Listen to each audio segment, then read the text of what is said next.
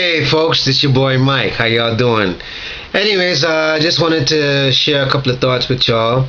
And by the way, I just wanted to say thank you for not only supporting my music, supporting me just as a person, sometimes just having the most wackiest things to say, or just whatever you feel that I say that has brightened your day, or whatever positive. I'm just here to say thank you very much.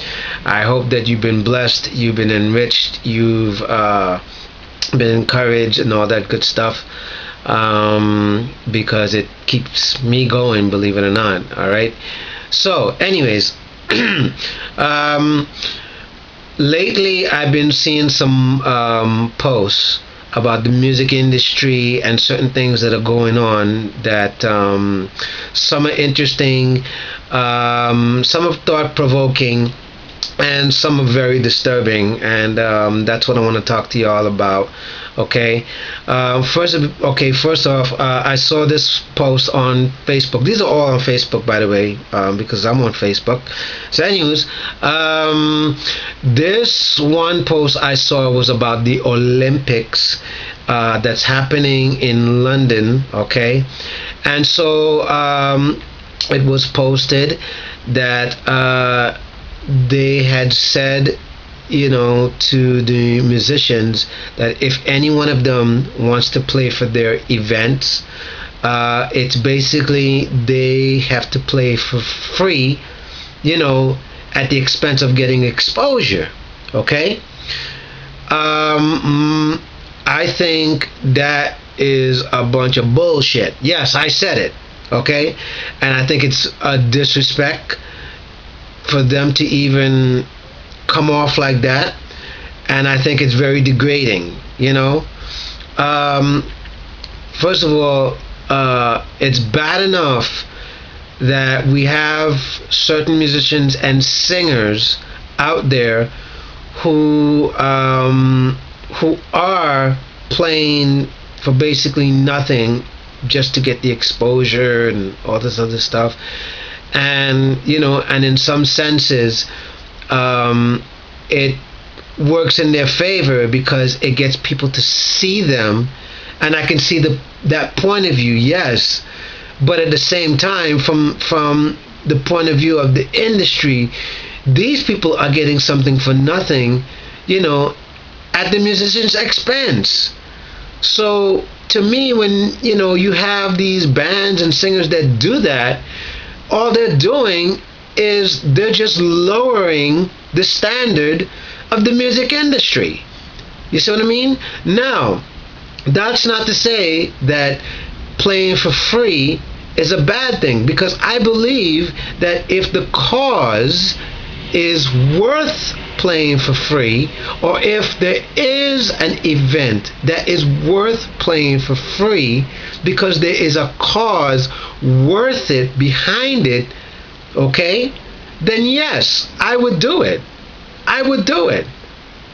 But if this has nothing to do with a cause behind it, okay, then you need to pay me as a respectable musician that does this for a living and not a hobby.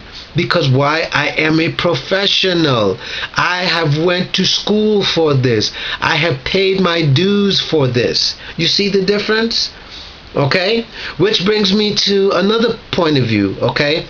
There was another posting I saw where Vince Gill was basically trying to say that, his music costs like 99 cents per track, and you have an app which is basically an app that is the sound of a fart. Okay? And he was saying, can you imagine, the sound of a fart is more of a bigger deal than his music. But hold on. Now, this can be looked at two ways, okay? This can be looked at as, well, not everybody's going to like Vince Gill. Okay, I understand that.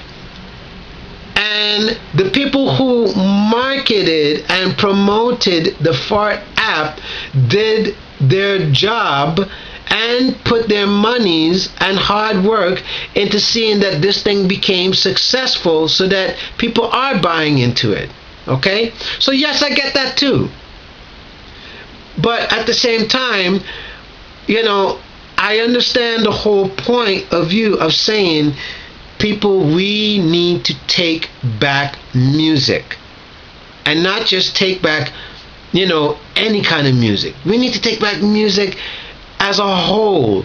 Meaning, we need to take back music that when you see people playing live, we need to support that more often. When you see a musician such as myself or anybody who has taken the time to learn this stuff, and we record this stuff, and we put this stuff out on iTunes and all that other stuff, we shouldn't have a hard time while trying to promote this stuff to you, trying to make people buy this stuff. You see what I'm saying? Because if the world at large and the music industry at large took back music in a serious way, everybody would do fine. You see what I mean? And not just some guy who went on a computer, bought a program, never took the time to learn an instrument in a day in his life, but yet he learned and he mastered that instrument, that computer program by simply going through trial and error. As much as that person can do it, until they mastered it, until they got into a point where they're making music and they're making millions, but yet a guy like me is not making the same amount of millions. So what's wrong with this picture, people? And I got the same exact program as this guy got, and I've learned it, but the only difference is I'm playing actual instruments. I'm playing actual instruments. You see what I'm saying? I am taking the time to make sure I got my friends who are musicians playing on this stuff, so that you can hear that there is a vibe. You see what I mean? On top of all the production that goes into me making the music. You see what I mean? So if we can get more people to support people like myself who do this kind of stuff, then I think that would solve the whole idea of people complaining that there's too much whack music or garbage music. You see what I mean? And so also it starts with the producers who make the music. Guys, I know and understand, it's all about, you trying to make your money and you trying to hold on and you trying to do it yourself rather than you hire someone. Okay, I get that concept, but come on. You can't tell me there is no greater feeling when you have written a piece of music as a writer and as a producer or whatever your role is at that moment, and some guy is interpreting your music, okay, and making it sound much grander than what you're hearing it. You can't tell me there's no greater than feeling than that. You see what I mean? And that's what I'm saying about the producers on a whole level. They need to take it back to that. And if they took more of it back to that, okay, then I think that would help solve somewhat of the issues that the people at large, who are people that appreciate real music, as they call it, I think that would help the problem, is that we need to see more of that happening. You see what I mean? But in order for that to happen, people, you got to support the musicians and the singers who are out there grinding for you. You see? Because if you're not helping me to help me and myself so that I can give you something that's worth something, then I'm back to square one. If you're going to continue to help the people who are on their computers, making music on their computers, and you're saying, oh, this is crap music, but yet they're making millions, then you can't complain. You can't complain because you help support them. You know, you may say, well, I never bought their music. But guess what? You're talking about them. So it works out the same way. Because when you're talking about them, that means you just promoted them. You see what I'm saying? You know, come on. Think. So anyways, so I'm just saying to everyone, people, let's take back music on a whole, okay? And not just any kind of music, but good music.